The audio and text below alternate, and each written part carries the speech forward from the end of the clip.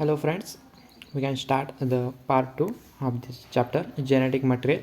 In this part we'll see the experiments. The first experiments for viewing the DNA as a genetic material, which is given by the Griffith. We'll see the Griffith's experiment. It is also called as Griffith's transformation experiment. Griffith's transformation experiment. And the first series of experiments were performed by the British physician F. Griffith in 1928 using the bacterium Diplococcus pneumoniae, which causes pneumonia in mammals. Let's see, there are the two types of the strains which is used by the Griffith. Let's see, this is the R strain, which is rough. On the R strain, which is rough, and this is the S strain, which is smooth. On S strain, the polysaccharide coating is present. Move towards next. The steps involved in the Griffith's experiment. There are 4 steps. Let's see the picture. This is the first step. The second. Let's see the first.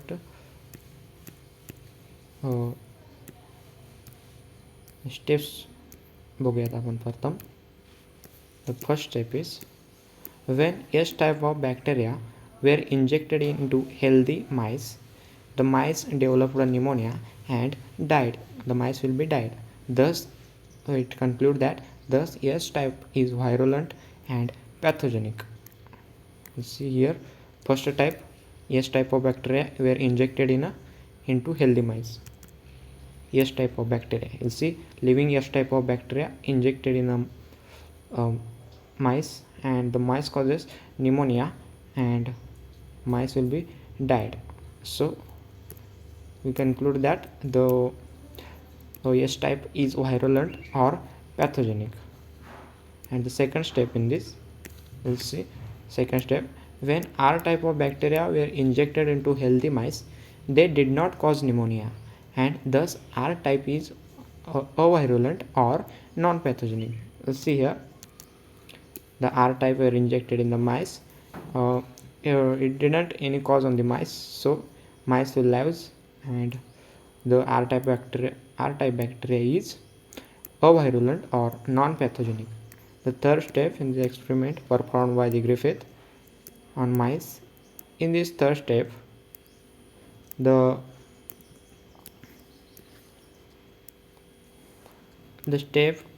experiment heat killed S type of bacteria were injected into healthy mice, and they did not cause disease, and the mice remained healthy.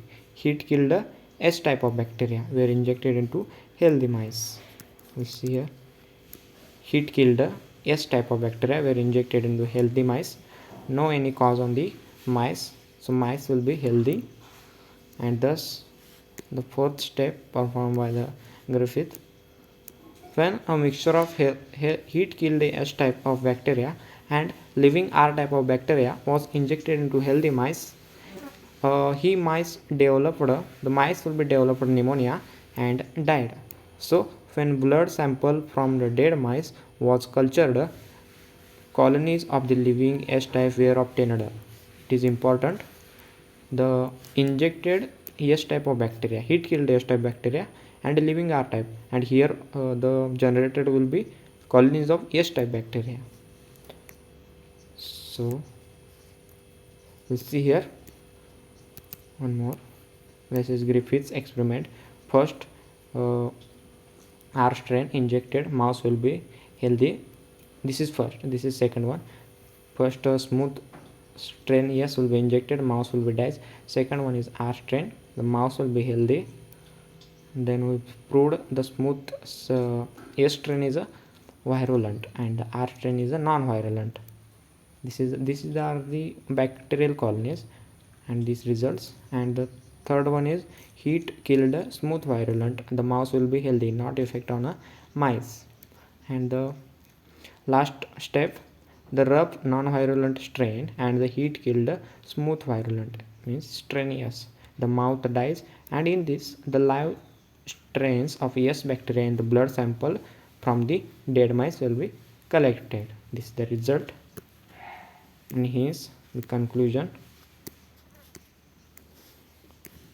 said that it is very important. Look here.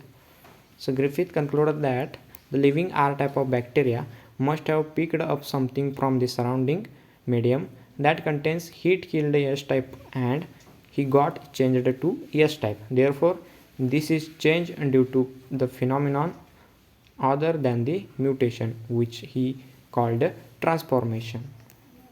And he named that something as transforming principle.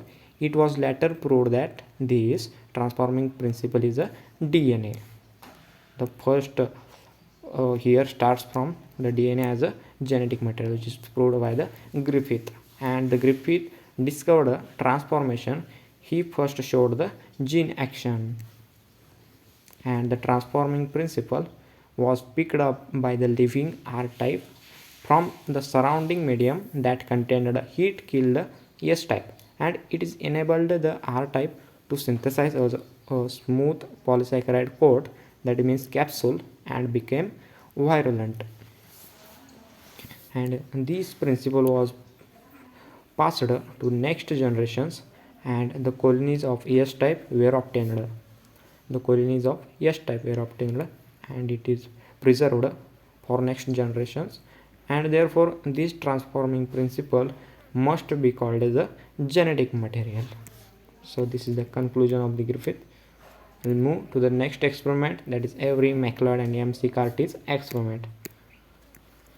Avery, MacLeod and M.C. Curtis purified the DNA, proteins and other cellular materials from the S-type bacteria, which was proved by the Griffith, and which were heat killed and mixed with living R type of bacteria. They performed their experiments on the basis of test tube assay. This is important, test tube assay.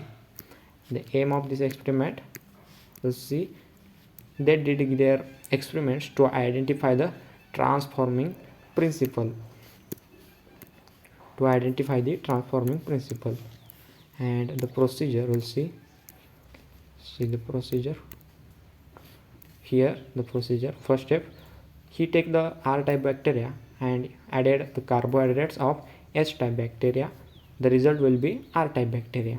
And the second, he take R type bacteria and added the proteins of the S type bacteria, and the result will be R type bacteria, no any changes. The third one is he take R type bacteria and added DNA of S type bacteria, then result will be changed. Here the S type of bacteria will be produced, and the R type of bacteria, and added DNA of S type of bacteria and added one enzyme here, deoxyribonuclease, then the result will be R type of bacteria. Then we'll see one result will be changed here. In the R type bacteria, DNA of the S type bacteria will be added, then the change will be seen here, S type of bacteria is formed. We'll see the experiment assay. This is the carbohydrates of S type bacteria, this is the culture medium, this is the test tube, and this is protein of S type of bacteria, and this is the DNA of S type bacteria. You will see here the change will be seen on the S type bacteria, and last one is DNA of S type bacteria and deoxyribonuclease enzyme which we added, and these no result seen in 3, 1, 2 and 4th condition. In third condition, the changes will be occurred. The R type bacteria is converted into S type of bacteria. Only the intact of DNA brings about the transformation of R type into S type in the third test tube. DNA brings about transformation. His observation, see here, what is the observation of this experiment? When DNA was digested with the help of an enzyme deoxyribonuclease, no transformation is observed, and in the above experiment it was found that only those R type of bacteria which were mixed with the DNA of S type of bacteria could transform themselves into S type of bacteria. This is the result. And proof is the experiments of the Avery, MacLeod and MC Curtis proved that the transforming principle was a DNA. So now the next one, Hershey and Chase experiment. We'll see here Hershey and Chase in 1952 proved that DNA is the genetic material and not a protein using the bacteriophages. This word is important, by using the bacteriophages. This we'll see the experimental mechanism first. The first step in this experiment is the injection and blending and the centrifugation performed by the Hershey and Chase. First one is injection. When the bacteriophages infect the bacterial cells, they inject their genetic material into the bacteria, and for finding out what is the nature of the genetic material, Hershey and Chase, we'll see here, for finding out the nature ओळखण्यासाठी त्यांनी Harshi and chase यांनी काय केलं पहा, radioactive phosphorus means P32 in the medium for some viruses, and for other viruses they used radioactive sulfur 32S. ओळखण्यासाठी त्यांनी हे use केलं, रेडिओॲक्टिव्ह sulphur आणि रेडिओॲक्टिव्ह phosphorus. And the second step, this is the blending. DNA has a phosphorus but no sulfur, whereas proteins contain sulfur and no phosphorus. And for the purpose, they blended phage and bacteria together just after the infection in a normal kitchen appliance to remove the phage coat. For removing the phage coat of this bacteria, the blending process will be processed. And the third step, that is a centrifugation. Both radioactively labeled viruses were used to infect the E. coli bacteria. After some time of the infection, the viruses were centrifuged and their viral coats were separated. Lastly, and here we will see this is the bacteriophages. This is in this first, the radioactive sulfur labeled protein capsule, and in radioactive phosphorus labeled DNA. The first step is infection, second one is blending. The coats are removed, the genetic material will be inside the virus, and the third one is centrifugation.